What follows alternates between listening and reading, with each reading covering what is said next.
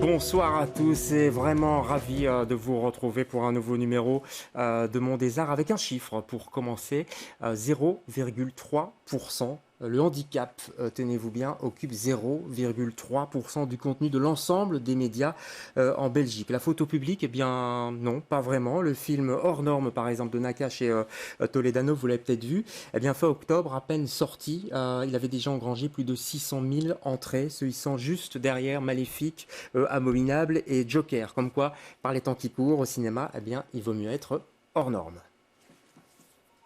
Et si on te demande comment tu es venu? En métro, En passant par quelle station? Saint-Lazare, Et ensuite? Port de Champéret. Yes. Je vais tout déchirer. Bah, j'espère bien. Enfin, pas tout quand même, hein. CAJM, Centre de jour médicalisé. Centre d'accueil de jour médicalisé, t'as oublié le A, désolé. Tu triches. Si, je t'ai vu. Le diagnostic, c'est quoi? C'est un autisme particulièrement sévère. J'ai eu l'assistante sociale, il est mineur, elle demandera le placement judiciaire. Ça nous laisse combien de temps, ça? Environ 15 jours, Je vais trouver une solution. j'imagine. Arrête de dire à tout le monde, je vais trouver une solution. C'est qui ce couple-là? Ah, c'est les inspecteurs. L'IGAS, tu sais ce que c'est? L'Inspection Générale des Affaires Sociales. C'est dans le viseur. Vous avez pris des initiatives qui posent des questions.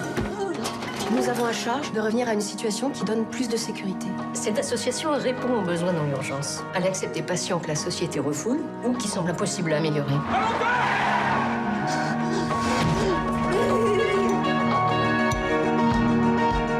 Vous ne voulez pas être en atelier musique? Pour moi, je vais vous dire, il y a ceux qui vous regardent plus, ceux qui vous écoutent plus, puis il y a les autres. Et croyez-moi, ils sont pas nombreux. Pourquoi depuis 15 ans, les médecins, les hôpitaux m'appellent tous les jours sur mon portable pour savoir si on peut accueillir encore d'autres enfants? Tu prends trop de mots, puis tu dépenses trop d'argent, ça devient trop gros. Nous, c'est à vous qu'on se raccroche. La plupart des encadrants ne sont pas diplômés. Vous connaissez beaucoup de diplômes qui préparent à se manger des droites toute la journée?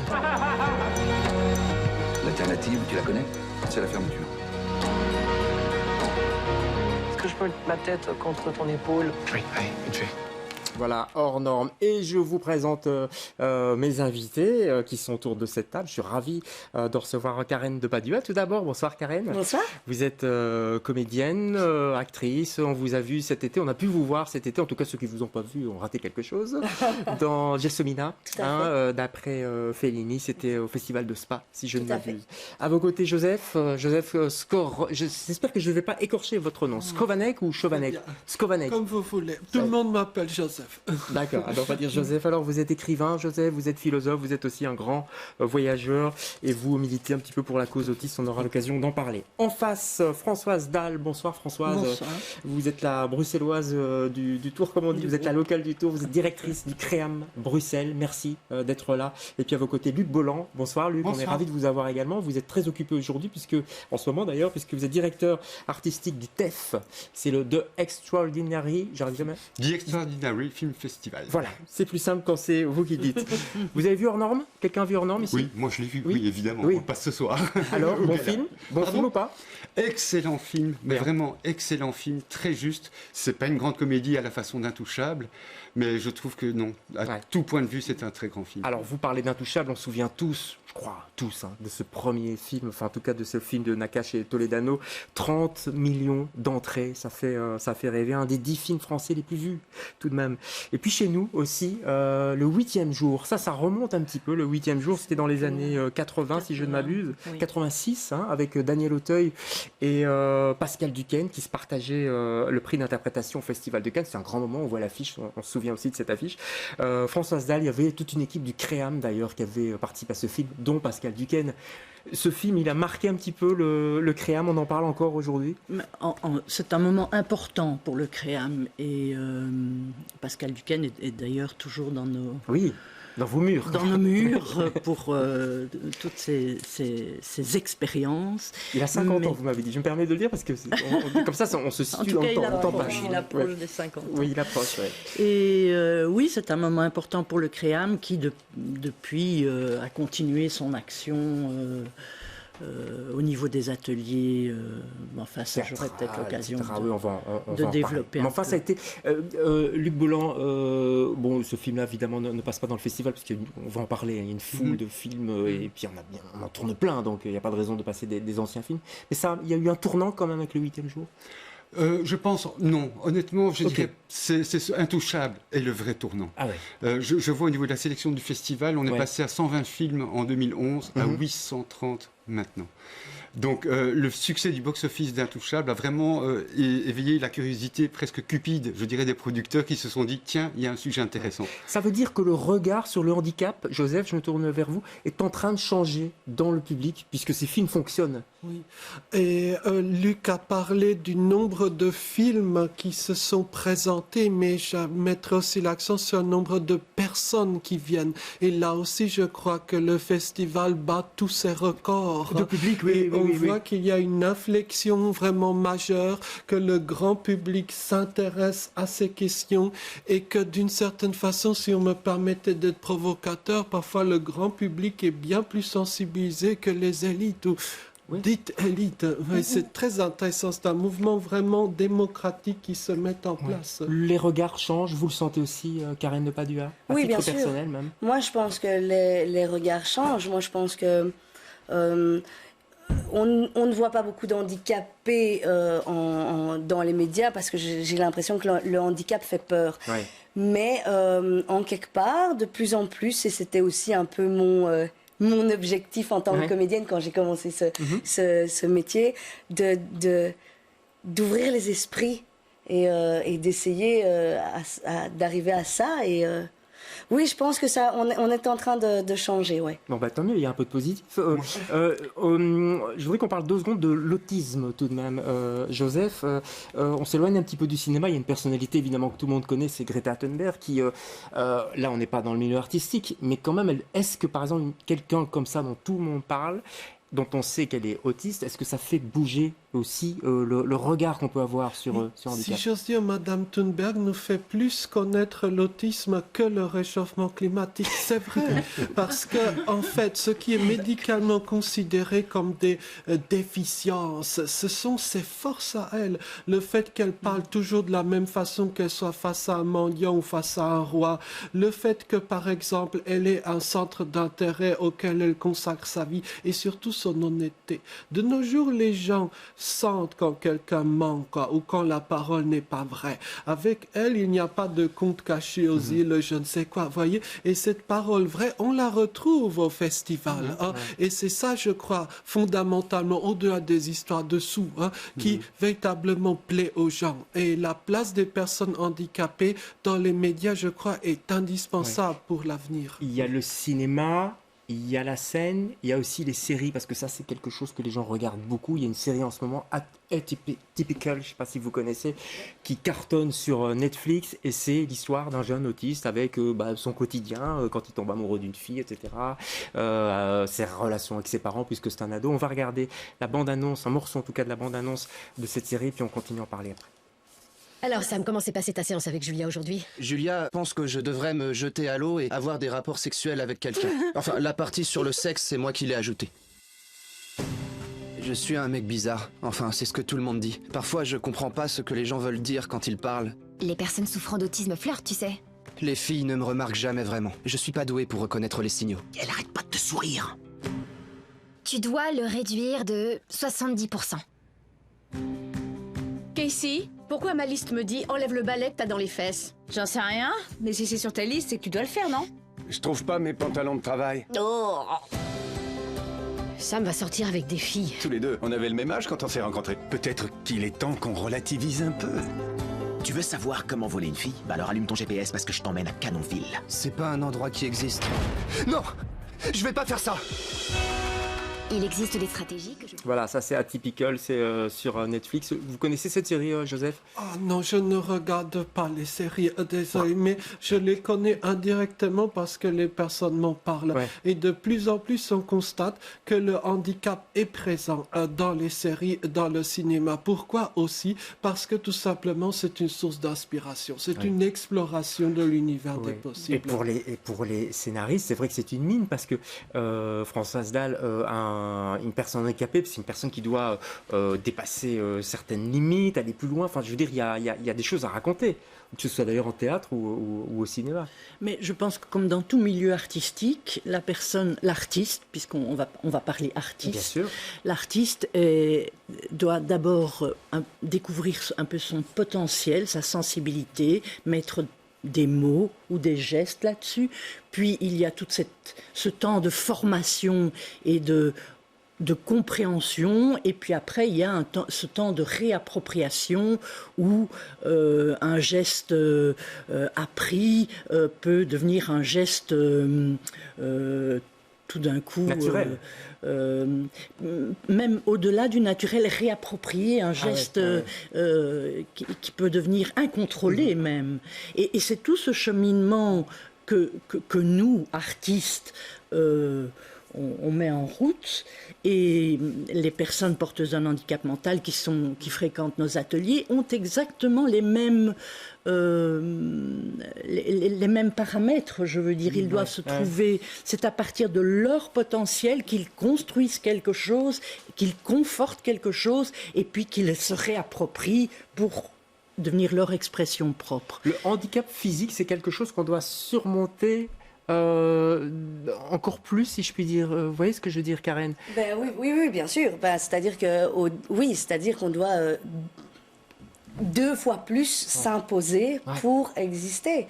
Que ce soit dans mon cas, évidemment, si on voit même le truc en étant petite, je dois jouer des coudes, oh là, je suis là, mais même, je pense, dans le cas de personnes très grandes, de personnes en chaise roulante, il faut s'imposer, on est là, et c'est vrai que ça commence par le physique. Et donc, si je puis dire, il faut un mental extrêmement solide aussi, parce que le milieu du cinéma, on le sait, c'est quand même pas un milieu hyper facile non plus, pour personne d'ailleurs. Ah non, bien sûr. Non, et encore plus, je pense, pour une personne handicapée, le milieu artistique, que ce soit le théâtre, que ce soit le cinéma, que ce soit la télé, ce sont des milieux vraiment très très durs, et je pense que il faut un mental d'acier pour s'en sortir. Mais il est dur, basé sur l'image aussi, sur l'image de soi. Parce qu'on parlait tout à l'heure, Françoise, avec vous, avant l'émission, des artistes, des peintres, vous voyez, voilà, il y en a énormément aussi, des personnes handicapées qui peignent. Des plasticiens, on les voit pas, ils se mettent pas en avant. Quand on fait du théâtre, quand on est sur la scène comme vous, à Spa cet été, voilà, on se met à nu, quoi. On se met à nu, mais comme je disais, je l'ai fait en connaissance de cause aussi. Enfin, j'ai choisi mes études en connaissance de cause aussi. Et parce que, d'abord, ça part d'un caractère qui veut s'affirmer, qui veut... je pense que si j'avais été plus introvertie, je suis pas convaincue que j'y serais arrivée. Et là, oui, c'est sûr que c'est une mise à nu, c'est encore plus, je pense, qu'une personne... normal, même si je me déteste. Ces énormes guillemets. C'est terrible, comme on a du mal à parler du handicap. Et pourtant, Luc Bolland, vous le faites bien, vous, avec le TEF, ce festival qui a lieu en ce moment à Bruxelles, mais surtout en Wallonie. 83 films. Et encore, vous l'avez dit tout à l'heure, il y a eu plein de films, je crois que c'était 830 films que vous avez reçus. Oui. On va regarder une courte sélection qui a été faite dans un petit montage pour voir justement l'étendue de ces films. Et c'est pas des films, c'est pas spécialement des reportages, des documentaires. Ah non, surtout pas. C'est des vrais films de fiction ou de documentaire, mais avec un vrai regard. Allez, petit regard sur le TEF. Conduite avec un taux d'alcoolémie 3 fois supérieur à ce qui est autorisé, dégradation d'un véhicule de police, l'accusé est condamné à une peine de prison qui ne saurait être inférieure à 18 mois. Peine qui pourra être commuée en travaux d'utilité publique. Quel honneur qu'un professionnel comme toi ait envie de travailler avec une équipe comme la nôtre. Envie n'est pas du tout le terme exact. Celui d'équipe non plus. On va voir comment vous bougez. Pardon. Voilà, ça c'était Campeones. Ceci dit, ça fait partie du TEF aussi. Oui, et de nouveau, c'est absolument incroyable. Ce film, c'est un petit intouchable espagnol qui a le meilleur box-office en 2018 en Espagne, 3 Goya à l'équivalent des Césars. Ce film n'est pas distribué en Belgique. Et c'est un bijou. Il y a de quoi rire autant que sur Intouchable et être touché aussi par l'émotion, par la vérité. Tu l'as vu, Joseph, hein, c'est étonnant comme film. Ouais, alors, vous mettez le doigt sur quelque chose. Pourquoi il n'est pas distribué en Belgique? Parce que, je veux dire, moi, je suis distribué distributeur, je me dis, il a du succès en Espagne, ça va marcher en Belgique. Donc qu'est-ce qui se passe? C'est tout le problème de l'encombrement des tuyaux, que ce soit en télé ou au cinéma. Je veux dire, la production mondiale est colossale.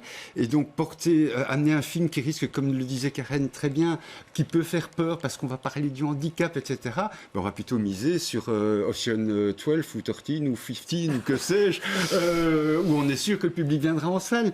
Donc voilà, c'est un manque d'audace, très franchement. Ouais. Donc c'est parce que le cinéma reste quand même un business avant tout, et que c'est ça qui... Non, c'est un art qui coûte très très cher. Ouais. Juste donner une petite mesure, un simple petit téléfilm de 90 minutes, c'est 1 million d'euros. Donc l'engagement financier est tel qu'on prend le minimum de risque. C'est toute la question, avec effectivement aussi, c'est tout le débat qu'on a eu cet après-midi au festival. Pourquoi prendre un acteur handicapé ou pas? Intouchable, si on avait pris une vraie personne tétraplégique, le film n'aurait jamais eu son succès qu'il a eu. Même si justement la logique devrait être de prendre des vraies personnes dans leur situation. C'est vrai que c'est une excellente question. Ceci dit, dans le dernier film qu'ils ont fait, Nakache et Toledano, ce sont des vrais autistes, oui. Donc là, il y a quand même un changement. On va regarder, on a la bande-annonce maintenant du TEF, on va regarder un petit aperçu, parce qu'il y en a plein. On va pas regarder les 83 films, on n'a pas le temps, malheureusement. Il faut aller au festival. On va regarder en tout cas un panorama de ce qui s'y passe.